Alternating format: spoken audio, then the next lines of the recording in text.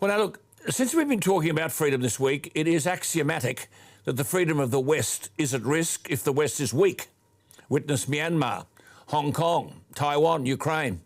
It's not a question of leadership defending freedom. Leadership has to believe it rather than read someone else's composition from an autocue. There is no evidence that President Biden can think with clarity, let alone articulate with conviction. Now the world sees Biden's support collapsing in the America that gave him the august title of President of the United States, leader of the free world. Yet now on every front, especially in his handling of crime and the economy and the pandemic, Biden is under siege. He went to Glasgow with some climate change scheme dreamt up by left-wing bureaucrats and came home empty-handed. When he came to office, inflation wasn't a problem. Now it threatens to gallop. Biden would not know where to start. So again, the left-wing ventriloquial bureaucrats are in charge.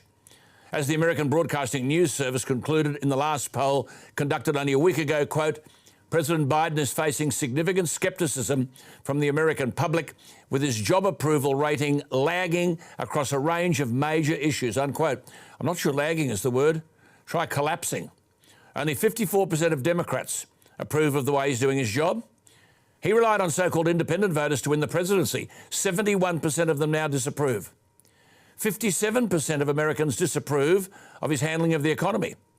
Inflation hit 6.8% in November, the biggest year-on-year increase in prices since 1982. Now remember, this is the bloke who early this month, in the middle of an energy crisis that he created, tried to grow a few hairs on his chest by releasing 50 million barrels of oil from the strategic reserve. 50 million barrels, I might add, would keep the Bowsers going in America for about 2 days. I venture that President Biden wouldn't know what strategic reserves are meant for. When Barack Obama was president, he banned oil and gas exploration and development from federal lands and then was amazed when oil and petrol prices went through the roof. President Trump removed the bans and the US became self-sufficient in oil and gas. Again, the prices at the pump fell accordingly. What was the first thing Biden did as president? Reinstated the Obama bans. Well, of course he didn't. Some left-wing bureaucrat gave him something to sign. I venture to say he wouldn't have known what he was signing, but I suppose he can still make the pen move. Having reinstated the Obama bans, oil supply started to fall, petrol prices rocketed. So what does he do? He signs another piece of paper and releases 50 million barrels, which is nothing more than a gesture. America faces a very real crisis in political leadership, which means the free world is at significant risk.